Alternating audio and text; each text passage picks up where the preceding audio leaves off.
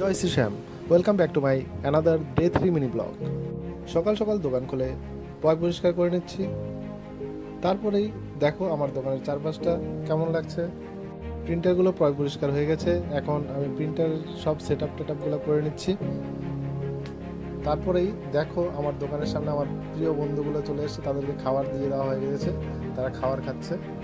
তারই মাঝে আমি দোকানের ঝাড়ঝাঁটা দিয়ে পরিষ্কার করে নিচ্ছি।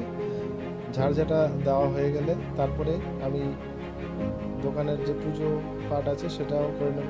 আমি কল পাট চলে এসেছি জল নিতে, তো জল ভরা হয়ে গেল, দোকানে চলে এসেছি। এখন জল টল ছিটিয়ে দিয়ে দোকানপাটটাকে শুদ্ধ করে নিলাম। তারপরে আমি পুজো পাট সেরে নেব, ধূপকাঠি জ্বালিয়ে নিলাম। এখন পুজো পাট সেরে নেব। পুজো পাট সেরে গতকাল আমাদের এখানে স্বামীনাথ মেলা হয়েছিল, সেখান থেকে জিলিপি আনা হয়েছিল।